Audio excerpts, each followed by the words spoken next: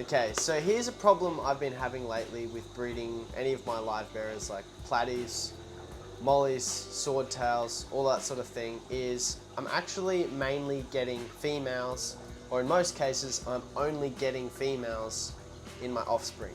I thought it must just be a luck of the draw thing where it's just whatever comes out is what is, and there's no reason for it. I've been doing a bit of research lately and I've been finding that there's actually a bit of a science behind it and there is reasons for it. Okay, so here's a study that's been done with the pistogrammas. I know it's not live bearers, but this should still carry across between certain species of fish. That cooler temperatures produce more males and warmer temperatures produce more females.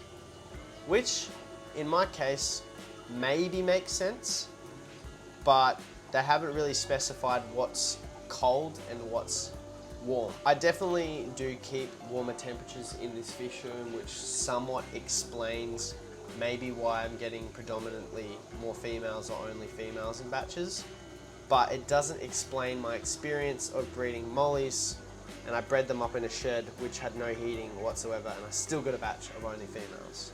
But the next thing here may answer those questions. So higher pH means more males and lower pH means more females. So that answers my questions completely. All of the water chemistry that I use is all low pH. It's all below 7.6. Like 7.6 for me is high pH. Because I'm using rainwater, I'm using dam water and stuff like that. So I think actually everything in here is running around 6.5 pH to 7.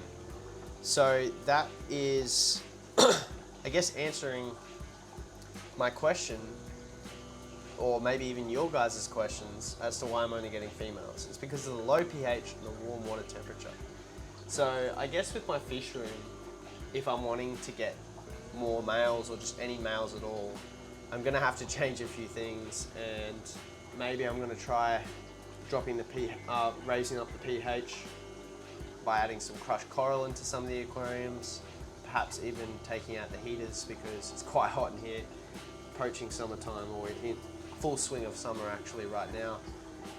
It's a real learning curve, I think, and I haven't really put this to an exact science yet, and I definitely will try it because it's not viable for me to be producing only females, especially when the males are the real sellers, they're the most colourful, they're the most brilliant, and when I'm only producing females of live bearers and stuff that I'm breeding in the fish room, it's not really viable for me, I guess. So I'm going to need to change that up if I want to continue on this species.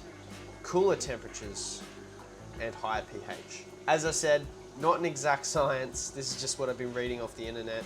Don't believe everything you hear, I guess, but it's better to have some information to take with a grain of salt than none.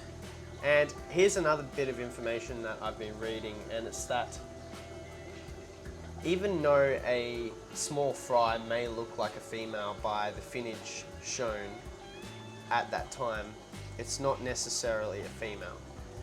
All live bearer fry start looking like female first. Apparently this is what this guy's saying. And it can take up to even as much as a few months for, I guess, the fry to be looking more like a male or develop into a male or whatever. But this is just what this guy's saying.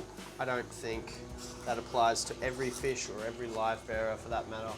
So hope that answered some of you guys' questions about this very interesting topic. Definitely answered some of mine, and glad I did the research.